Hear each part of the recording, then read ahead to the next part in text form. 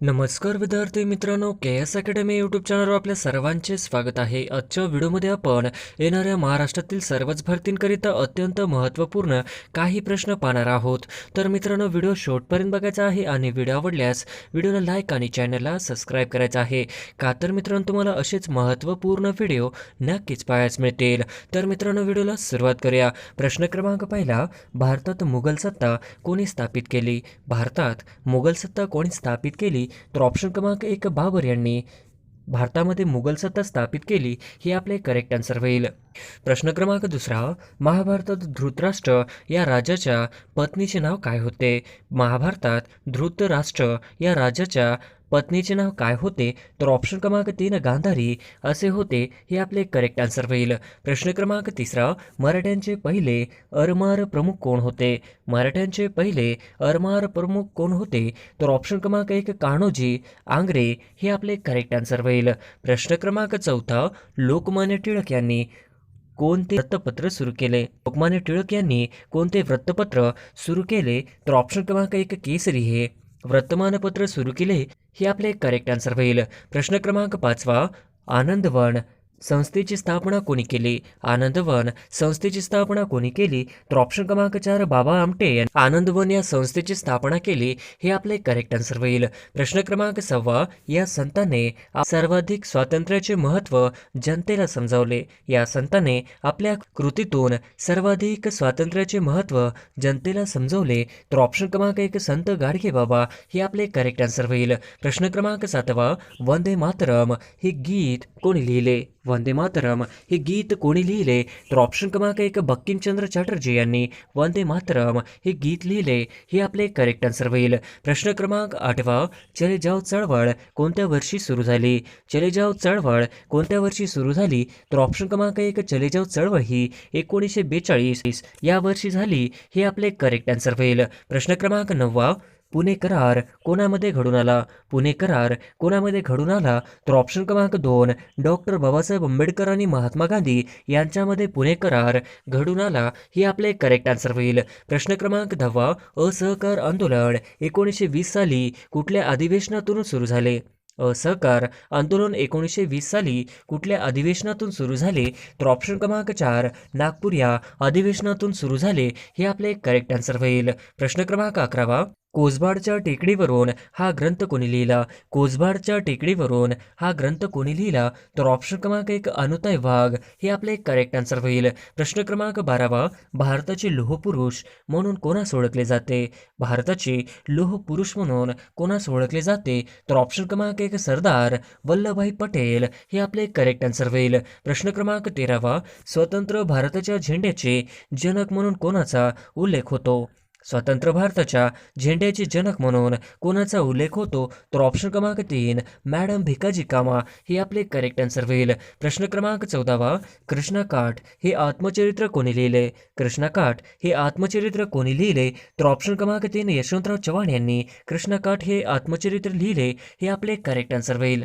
प्रश्न क्रमांक 15वा, भारतीय दंड संहितेचे निर्माता कोण आहेत? भारतीय दंड संहितेचा निर्माता कोण आहेत? तर ऑप्शन क्रमांक एक, लॉर्ड मेकॅलो हे भारतीय दंडसंहितेचे निर्माता आहेत, हे आपले करेक्ट आन्सर होईल. प्रश्न क्रमांक 16वा, देवगिरीचे नवीन नाव काय आहे? देवगिरीचे नवीन नाव डॅश आहे. तर ऑप्शन क्रमांक तीन, दौलताबाद हे करेक्ट आन्सर होईल. प्रश्न क्रमांक 17वा, जालियनवाला बाग हत्याकांड किती साली घडले? जालियनवाला बाग हत्याकांड किती साली घडले? तर ऑप्शन क्रमांक दोन, 1919 या साली जालियनवाला बाग हत्याकांड घडले, हे आपले करेक्ट आन्सर होईल. प्रश्न क्रमांक 18वा, छोडो भारत चळवळ कोणत्या वर्षी सुरू झाली? छोडो भारत चळवळ कोणत्या वर्षी सुरू झाली? तर ऑप्शन क्रमांक दोन, 1942 या रोजी छोडो भारत ही चळवळ सुरू झाली, हे आपले करेक्ट आन्सर होईल. प्रश्न क्रमांक 19वा, चलो दिल्ली ही घोषणा कोणी दिली होती? चलो दिल्ली ही घोषणा कोणी दिली होती?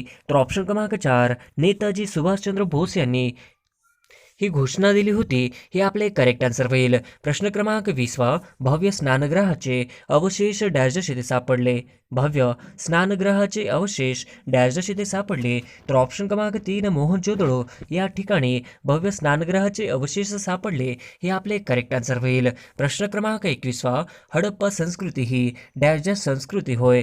हडप्पा संस्कृती ही डॅश संस्कृती होय. तर ऑप्शन क्रमांक 1, नगर संस्कृती होय. हे आपले करेक्ट आन्सर होईल. प्रश्न क्रमांक 22वा, मागणीचे जैन धर्मासाठी डॅश हे 5वे व्रतही सांगितलेले आहे. मागणीचे जैन धर्मासाठी डॅश हे 5वे व्रतही सांगितलेले आहे. तर ऑप्शन क्रमांक 3, ब्रह्मचारी हे करेक्ट आन्सर होईल. प्रश्न क्रमांक 23वा, फ्रेंच राज्यक्रांतीचा उद्गाता डॅश मानला जातो. फ्रेंच राज्यक्रांतीचा उद्गाता डॅश मानला जातो. तर ऑप्शन क्रमांक 2, रुसो मानला जातो. हे आपले करेक्ट आन्सर होईल. प्रश्न क्रमांक 24वा, दुसरी गोलमेज परिषद डॅश साली भरली. दुसरी गोलमेज परिषद डॅश साली भरली. तर ऑप्शन क्रमांक 2, 1931 या साली भरली. हे आपले करेक्ट आन्सर होईल. प्रश्न क्रमांक 25वा, हिंदुस्थान सोशलिस्ट रिपब्लिकन आर्मीचे प्रमुख डॅश होते. हिंदुस्थान सोशलिस्ट रिपब्लिकन आर्मीचे प्रमुख डॅश होते. तर ऑप्शन क्रमांक चंद्रशेखर आझाद हे हिंदुस्थान सोशलिस्ट रिपब्लिकन आर्मीचे प्रमुख. हे आपले करेक्ट आन्सर होईल. प्रश्न क्रमांक 26वा, शिवकालात स्वराज्यात पैशाचे कोणते चलन वापरत होते. शिवकालात स्वराज्यात पैशाचे कोणते चलन वापरत होते. तर ऑप्शन क्रमांक 1, टंका. हे आपले करेक्ट आन्सर होईल. प्रश्न क्रमांक 27वा, आर्य समाजाची स्थापना कोणी केली. आर्य समाजाची स्थापना कोणी केली. तर ऑप्शन क्रमांक 4, स्वामी दयानंद सरस्वती यांनी आर्य समाजाची स्थापना केली. हे आपले करेक्ट आन्सर होईल. प्रश्न क्रमांक 28वा, जालियनवाला बाग हत्याकांड ही घटना कोणत्या वर्षी घडली. जालियनवाला बाग हत्याकांड ही घटना कोणत्या वर्षी घडली. तर ऑप्शन क्रमांक 2, 1919 हे करेक्ट आन्सर होईल. प्रश्न क्रमांक 29वा, रामकृष्ण मिशन या संस्थेची स्थापना डॅश यांनी केली. रामकृष्ण मिशन या संस्थेची स्थापना डॅश यांनी केली. तर ऑप्शन क्रमांक 3, स्वामी विवेकानंद यांनी स्थापना केली. हे आपले करेक्ट आन्सर होईल. प्रश्न क्रमांक 30वा, राजर्षी शाहू महाराजांनी अस्पृश्य विद्यार्थ्यांसाठी कोणते वसतिगृह सुरू केले. राजर्षी शाहू महाराजांनी अस्पृश्य विद्यार्थ्यांसाठी कोणते वसतिगृह सुरू केले. तर ऑप्शन क्रमांक 3, मिस क्लर्क वसतिगृह. हे आपले करेक्ट आन्सर होईल. प्रश्न क्रमांक 31वा, बिहारमधील चंपारण येथील सत्याग्रह कोणत्या पिकाशी निगडीत होता. बिहारमधील चंपारण येथील सत्याग्रह कोणत्या पिकाशी निगडीत होता. तर ऑप्शन क्रमांक 3, निळ्या पिकाशी निगडीत होता. हे आपले करेक्ट आन्सर होईल. प्रश्न क्रमांक 32वा, उर्दू भाषेचा निर्माता कोण. उर्दू भाषेचा निर्माता कोण. तर ऑप्शन क्रमांक 4, अमीर खुसरो हे उर्दू भाषेचा निर्माता होय. हे आपले करेक्ट आन्सर होईल. प्रश्न क्रमांक 33वा, 1936 साली महाराष्ट्रातील कोणत्या ठिकाणी राष्ट्रीय सभेचे अधिवेशन भरले होते. 1936 साली महाराष्ट्रातील कोणत्या ठिकाणी राष्ट्रीय सभेचे अधिवेशन भरले होते. तर ऑप्शन क्रमांक 4, फैजपूर. हे आपले करेक्ट आन्सर होईल. प्रश्न क्रमांक 34वा, स्वतंत्र भारताचे पहिले भारतीय गव्हर्नर जनरल कोण. स्वतंत्र भारताचे पहिले भारतीय गव्हर्नर जनरल कोण. तर ऑप्शन क्रमांक 4, चक्रवर्ती राजगोपालाचारी. हे आपले करेक्ट आन्सर होईल. प्रश्न क्रमांक 35वा, महाराष्ट्र राज्याची स्थापना केव्हा झाली. महाराष्ट्र राज्याची स्थापना केव्हा झाली. तर ऑप्शन क्रमांक 3, 1 मे 1960 रोजी महाराष्ट्र राज्याची स्थापना झाली. हे आपले करेक्ट आन्सर होईल. प्रश्न क्रमांक 36वा, ब्राह्मो समाजाचे संस्थापक कोण. ब्राह्मो समाजाचे संस्थापक कोण. तर ऑप्शन क्रमांक 3, राजाराम मोहन राय.